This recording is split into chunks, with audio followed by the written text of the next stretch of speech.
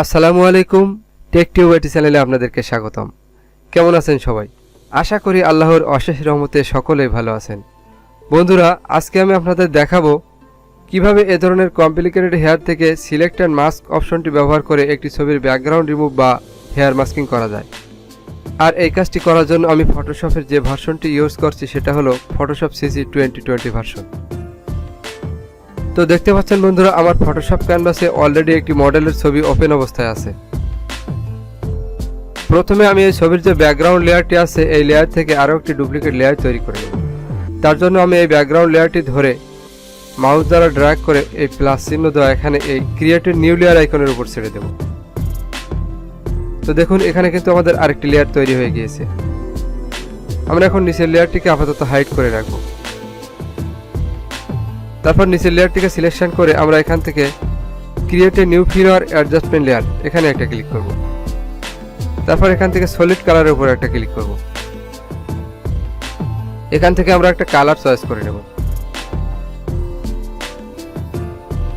তো আমি এখান থেকে এই কালারটি চয়েস করে নিয়ে এখান থেকে ওকে করে দিচ্ছি। উপরের লেয়ারটিকে সিলেকশন করে রাখবো। আমি যেহেতু সিলেকশন মাস্ক অপশনটি ইউজ করব, তাই আমি টুলবক্স থেকে কুইক সিলেকশন টুলটি সিলেকশন করব। তো এখান থেকে আমি কুইক সিলেকশন টুলটি সিলেকশন করছি। দেখুন, কুইক সিলেকশন টুলটি সিলেকশন করার সাথে সাথে মেনু বারে কয়েকটি অপশন চলে এসেছে। এখানে দুটি অপশন দেখুন, সিলেক্ট সাবজেক্ট এবং সিলেক্ট অ্যান্ড মাস্ক। এই সিলেকশন মাস্ক অপশনটি এর আগের ওল্ড ভার্সনগুলোতে রিফাইন এজ নামে ছিল। এই দুটি অপশন যাদের ফটোশপে না থাকবে তারা এখান থেকে ম্যানুয়ালি এখান থেকে সিলেক্ট অপশনে গিয়েও অপশন দুটি আনতে পারবেন। এই যে সাবজেক্ট, এটা হলো সিলেক্ট সাবজেক্ট আর এটা হলো সিলেক্ট অ্যান্ড মাস্ক। এখান থেকে সিলেকশন করলেও একই কাজ করবে। আমি এখন এই সিলেক্ট সাবজেক্টে ক্লিক করলে এই ছবির পুরো সাবজেক্টটি সিলেকশন হয়ে যাবে। তো এটা ছাড়াও আপনারা এখান থেকে কুইক সিলেকশন টুল দিয়ে এভাবে সিলেকশন করতে পারেন।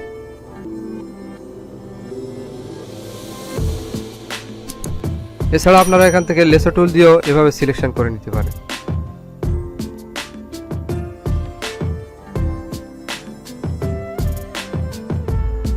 তো যেভাবে হোক ছবিটা সিলেকশন করলেই হলো।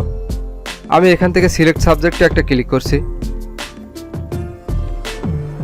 দেখুন, একটা ক্লিক করার সাথে সাথে ছবির পুরো সাবজেক্টটি সিলেকশন হয়ে গিয়েছে। এখন আমরা এখান থেকে সিলেক্ট অ্যান্ড মাস্ক অপশনে একটা ক্লিক করব। দেখুন, আমাদের সামনে নতুন আরেকটি উইন্ডো ওপেন হয়ে গিয়েছে। তো এখানে সবার উপরে আছে ভিউ অপশন।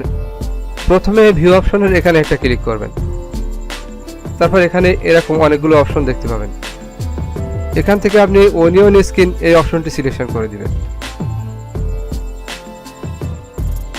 তারপর এখান থেকে ট্রান্সপারেন্সিটা বাড়িয়ে 100% করে দিবেন। তারপর এখান থেকে এই স্মার্ট রেডিয়াসে একটা চেক মার্ক দিয়ে দিবেন এবং রেডিয়াসটা এখান থেকে সামান্য বাড়িয়ে দিবেন। আমি এখান থেকে 2 করে রেখে দিচ্ছি। তারপর এখান থেকে স্ক্রল করে একটু নিচের দিকে আসব। এখানে স্মুথ, ফেদার, কন্ট্রাস্ট এগুলোতে আমরা কিছু করব না, এখানে যেমন আছে তেমনটি থাকবে। এরপর আমরা আরও একটু নিচের দিকে আসব। এখান থেকে এই ডিকন্টামিনেট কালার এখানে একটা চেক মার্ক দিয়ে দেব। তারপর এখান থেকে অ্যামাউন্টটা আমরা 100% করে দেব।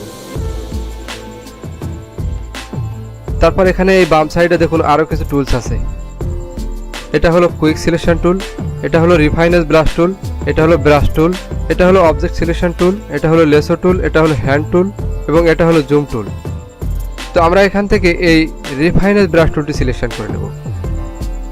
ব্রাশের সাইজটা একটু ছোট বড় করার জন্য আমরা কিবোর্ড থেকে লেফট অথবা রাইট ব্র্যাকেট কি প্রেস করব। আমি লেফট ব্র্যাকেট কিটা প্রেস করে ব্রাশের সাইজটা একটু ছোট করে নিচ্ছি। এখন আমি এই চুলের ভিতরের এই সাদা অংশের উপর ড্র্যাগ করব। তো দেখুন, আমি ড্র্যাগ করছি।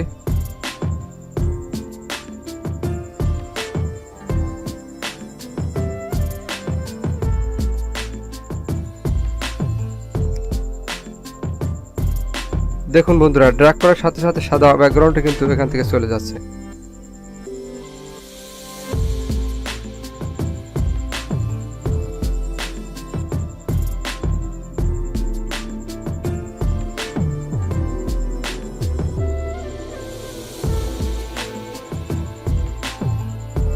তো দেখুন বন্ধুরা, চুলের ভিতর থেকে সাদা ব্যাকগ্রাউন্ডটা কিন্তু আমাদের এখন সম্পূর্ণভাবে রিমুভ হয়ে গিয়েছে।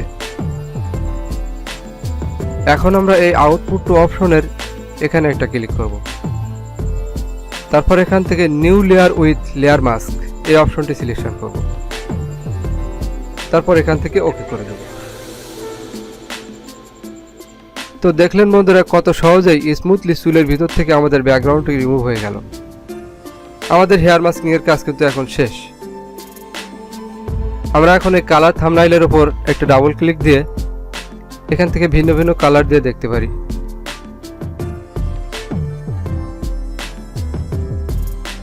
দেখুন ব্যাকগ্রাউন্ডটি কতটা স্মুথ ভাবে রিমুভ হয়ে গিয়েছে। এছাড়াও আমরা এর পিছনে যে কোনো ধরনের ব্যাকগ্রাউন্ড অ্যাড করতে পারি। দেখুন আমি একটা ব্যাকগ্রাউন্ড নিয়ে দেখাই। এখান থেকে আমি এই ব্যাকগ্রাউন্ডটা নিলাম।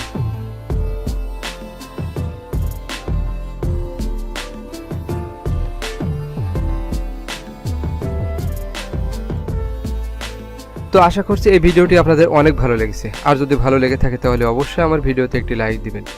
আর আমার চ্যানেলে আপনি যদি এখনও নতুন দর্শক হয়ে থাকেন তাহলে অবশ্যই আমার চ্যানেলটিকে সাবস্ক্রাইব করে পাশের বেল আইকনটি অন করে দিবেন, যাতে করে পরবর্তীতে এ ধরনের আরও নতুন নতুন ভিডিও পেতে পারেন। তো আজ এ পর্যন্তই, দেখা হবে আবারও নতুন কোনো টিউটোরিয়ালে। সে পর্যন্ত ভালো থাকুন। আল্লাহ হাফেজ।